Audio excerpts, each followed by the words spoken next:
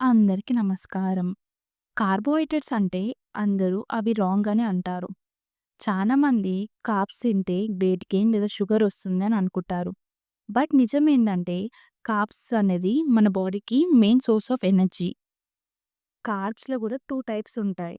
Good carbs, bad carbs. Good carbs అంటే అవి complex carbs.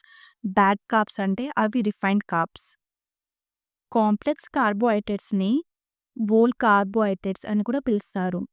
Example ఏందంటే brown rice, oats, millets, whole wheat roti, rajma, chana, fruits and vegetables.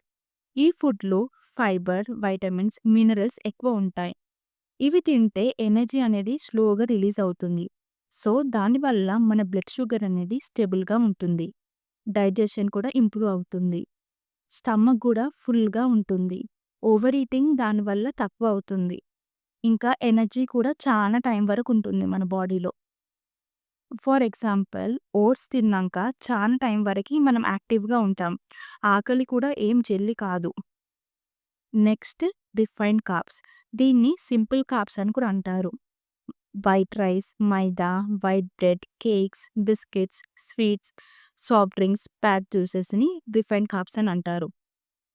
ప్రాసెసింగ్‌లో fibre and nutrients అన్నీ పోతాయి. Energy ఫాస్ట్‌గా release అవుతుంది. దానివల్ల షుగర్ అనేది సడన్‌గా పెరుగుతుంది. దానివల్ల ఊకనే ఆకలవుతుంది. బరువు జల్దీ పెరుగుతాం. డయాబెటిస్ కూడా జల్దీ వస్తుంది. ఫర్ ఎగ్జాంపుల్ ఇప్పుడేదైనా కూల్ డ్రింక్ తాగితే మనకి ఇన్‌స్టంట్ ఎనర్జీ వస్తుంది. కానీ ఒక 20 మినిట్స్ కాంగానే టైర్డ్‌నెస్ మళ్ళీ ఆకలవుతుంది. సో, మన లైఫ్‌లో చిన్న చిన్న చేంజెస్ చేయాలి. వైట్ రైస్ బదులు బ్రౌన్ రైస్ లేదా మిల్లెట్స్ తినాలి. మైదా బదులు హోల్ వీట్ తినాలి.